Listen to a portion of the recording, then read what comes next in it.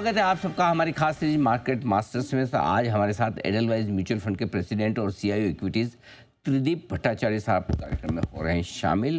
Tridip sir, good morning, स्वागत है आपका। धन्यवाद हमें समय देने के लिए। एक ही चिंता बची सर की, नमस्कार सर, ये जो लड़ाई झगड़ा चल रहा था अब तो ऐसा लग रहा है ये भी खत्म होने की तैयारी में है। अब कोई और टेंशन बची है सर बाजार के लिए बाकी?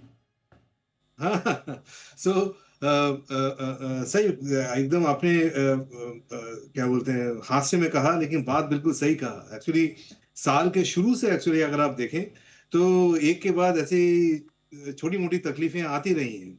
एंड और मार्केट जो है जिसको कहते हैं climbing the wall of worry, ऐसा करता रहा है। ऐसा करते करते अप्रैल से अगर आप अभी तक रैली की बात करें तो लोकल इक्विटी मार्केट्स करीबन 18 से 20% चल गए हैं। और यूएस इक्विटी मार्केट जो दुनिया का सबसे बड़ा मार्केट है वो 24% चल गया है, जो कि सालाना तौर पे इतना बड़ा रिटर्न नॉर्मली आता है वो ऑलरेडी मिल चुका है। और जहां पे हम पहुंचे हैं वो बात ये है कि बड़ी बड़ी इश्यूज जो है वो रिजॉल्व हो चुकी हैं। अभी एक ही आउटस्टैंडिंग चिंता है, वरी है, जो कि मार्केट के लिए इंपॉर्टेंट है, बट ऐसा होप है कि वो आ जाएगा और आने के आसार भी बेहतर है। वो है अर्निंग्स। देखिए, पिछले करीबन एक डेढ़ साल से मिडिल ऑफ लास्ट ईयर जून जुलाई 24 से शुरू करके अभी तक अर्निंग्स का जो दारोमदार रहा है, इंडिया हैज एंटर्ड एक अर्निंग्स डाउनग्रेड साइकिल। उसके पहले एक अच्छा खासा 3-4 साल का अर्निंग्स अपग्रेड साइकिल था कमिंग आउट ऑफ कोविड। वो पिछले ये जो लय है ये पिछले एक डेढ़ साल में बिगड़ गया है और वो अभी तक वापस नहीं आया है। और जो मैं कंपनी से बात करता हूं और सुनता हूं, ऐसा लग रहा है कि जून क्वार्टर के जो नतीजे आएंगे उसमें भी शायद नहीं आए। लेकिन जो होपफुल, जो अच्छी बात ये है वो ये है कि second half of fiscal year 26, मतलब दिवाली के बाद से अगर आप अंदाजन सोच लें, वहां से वापस आने के आसार है। सो होप है, आने के आसार बेहतर हैं, लेकिन अभी हुआ नहीं है। तो आउटस्टैंडिंग वरी अगर आप पूछिएगा आज के डेट में तो वो है इंडिया इंडिया इंक की अर्निंग्स जो है वो अभी भी अर्निंग्स कट में है, वो अर्निंग्स अपग्रेड की तरफ रुख नहीं कर पाए हैं। बात एकदम सही है, आपने एकदम परफेक्ट पॉइंट बताया कि सारी चीज़ें ठीक है, बस कंपनियों की कमाई थोड़ी और बेहतर हो जाए ताकि जी। वैल्यूशंस थोड़े बेहतर दिखे। कैसे देख रहे हैं आप मार्केट के वैल्यूशन, एक 22,000 पर और अब 25,000 पर? क्या अभी हम रीजनेबल हैं, सस्ते हैं, या थोड़ा महंगा होना शुरू हो गए?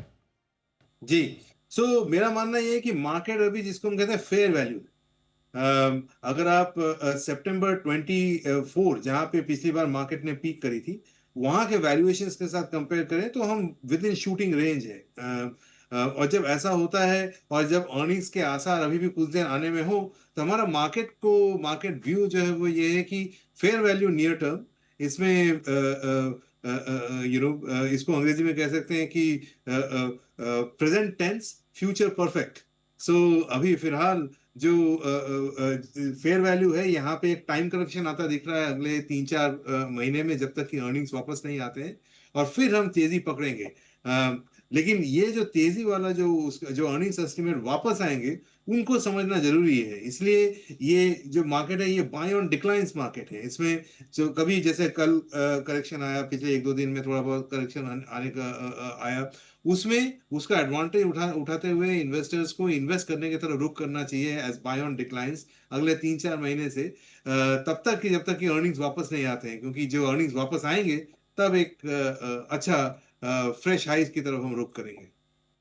ओके, तो ये आपके लिए बहुत इंटरेस्टिंग रीजनेबल वैल्यूशन पे बाजार इस वक्त आपको ट्रेड करते हुए नजर आएंगे।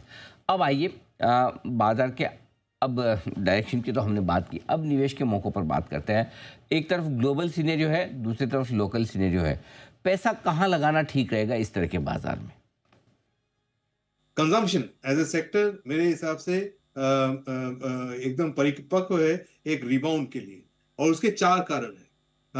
वो ये कि देखिए, ऑयल जो है पिछले 3 से 4 महीने में करीबन 20 से 25% घटाव उसमें देखने को मिला है, जो कि कंजम्पशन के लिए बहुत बड़ा पॉजिटिव है। इंडिया जैसे इकोनॉमी में जो, क्योंकि हम तेल जो है, क्रूड ऑयल जो है, काफी बड़ी संख्या में इंपोर्ट करते हैं, ये पहली बात।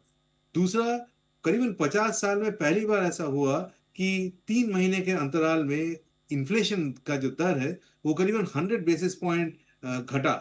इतना बड़ा घटाव इतना एक छोटे समय में देखने को कम मिलता है। इससे मुझे लगता है कि जो रूरल कंज्यूमर है उसको एक बेनिफिट मिल सकता है। तीसरी बात जो मुझे लगता है कि जो इंटरेस्ट रेट कट हुआ और आगे की भी उम्मीद है कि करीबन at least 50 basis point earnings cut interest rate cut आ सकता है। इसे ईजिंग और फाइनेंशियल कंडीशन समझ लें, ये ग्रोथ में हेल्प करेगा। और फाइनली बजट में जो हमने एक टैक्स ब्रेक देखा जिसके चलते एक अप्रोक्सीमेट सैलरी हाइक कह लीजिए करीबन 5 to 7% तक का एक मिडिल इनकम अर्बन कंज्यूमर को मिल सकता है, वो भी धीमे धीमे फलित होता दिख रहा है। तो ये जो 4-5 कैटलिस्ट हैं, इनको ध्यान के रखते हुए मुझे लगता है कि जो फेस्टिव सीजन की जो इस बार स्पेंडिंग होगी वो अच्छे होने के काफी बढ़िया आसार है। इसलिए कंजम्पशन एज अ सेक्टर मुझे काफी हमारे पोर्टफोलियोज में ओवरवेट है और हम पॉजिटिव भी हैं। दूसरा हमें लगता है फाइनेंशियल्स। फाइनेंशियल्स एक ऐसा सेक्टर है जहां पे कि उसमें जो एनबीएफसीज है उसमें वैल्यूएशंस रीजनेबल है, इंटरेस्ट रेट कट से उनके अर्निंग्स को एक बढ़ोतरी मिलती है और ईजिंग ऑफ फाइनेंशियल कंडीशंस में जो इंक्रीमेंटल ग्रोथ है वो इनके बेहतर आने के अच्छे आसार है। तो एक दूसरा सेक्टर जो हमें पसंद है वो है financials and with in financials NBFCs. तीसरा हमें पसंद है आईटी। मेरे ख्याल में ये इसलिए नहीं कि बहुत ज्यादा कोई अर्निंग्स अपग्रेड आ जाएगा नियर टर्म में, बट इसके जो एक्सपेक्टेशन है वो काफी कम है। वैल्यूएशन से कि ये ऐसा सेक्टर है जहां पे भी काफी रीजनेबल है पिछले अपने हिस्ट्री के मुताबिक। तो ये 3 पॉकेट्स अनिल जी ऐसा लगता है कि जो निवेश करने के लिए एकदम परिपक्व है आज की डेट। शेयर पसंद है, एनबीएफसी शेयर पसंद है और आईटी शेयरों में भी निवेश का एक बढ़िया मौका आपको बनता दिख रहा है। अब आइए सर, थोड़ा सा एसेट एलोकेशन के लिहाज से मैं आपसे जानना चाहता हूँ, इक्विटी, फिक्स इनकम और गोल्ड, इन तीनों में से किस तरह का निवेश इस वक्त होना चाहिए इन्वेस्टर का? जी, मेरे हिसाब से इक्विटीज और गोल्ड का जो एलोकेशन है वो पहले के मुताबिक ज्यादा होना चाहिए।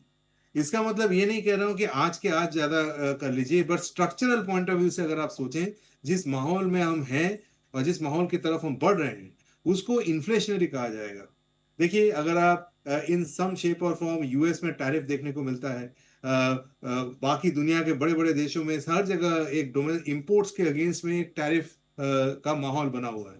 ऐसे माहौल में अक्सर देखा गया है, अगर आप फाइनेंशियल सर्विसेज फाइनेंशियल मार्केट्स की हिस्ट्री देखें पिछले 100 साल में, जब भी ऐसा हुआ है उसने इन्फ्लेशन को बढ़ोतरी दिया है। हालांकि अभी इन्फ्लेशन कम हो रहा है, लेकिन स्ट्रक्चरली हम इन्फ्लेशन ज्यादा की तरफ ही रहेंगे, बहुत ज्यादा कम नहीं हो पाएगा। तो ऐसे माहौल में दो एसेट क्लास जो है वो काफी बेहतर करते हैं from a medium term stand point. जब अर्निंग्स एस्टिमेट्स आ रहे हो, जब अच्छे हो रहा हो, तब वो equities equities best known inflation hedge माना जाता है ओवर द मीडियम टर्म। और जब अर्निंग्स नहीं आ रहे हो, जब अर्निंग्स के तारे थोड़े गर्दिश में हो, तब gold as a risk hedge काफी बेहतर काम करता है। पिछले 1 साल में देखिए अर्निंग्स हमारी सिनेरियो थोड़ी सी वीक थी, लेकिन गोल्ड ने काफी अच्छा साथ दिया। तो ये दो एसेट्स का जो दारोमदार है एक इंडिविजुअल के पोर्टफोलियो में पहले के मुताबिक स्ट्रक्चरली ज्यादा होना चाहिए। टाइमिंग वाइज आई थिंक उनके जो एडवाइजर हैं वो अपने उनके रिस्क एपेटाइट के हिसाब से बेटर एडवाइस कर पाएंगे, लेकिन ऐसा स्ट्रक्चरल व्यू मेरा मानना है। ओके, तो ये है आपके लिए राय। त्रिदीप सर, बहुत बहुत धन्यवाद, आपका समय दिया और विस्तार से आपने बाजार के डायरेक्शन और निवेश के मौकों पर हमारे दर्शकों के सामने रखी अपनी राय।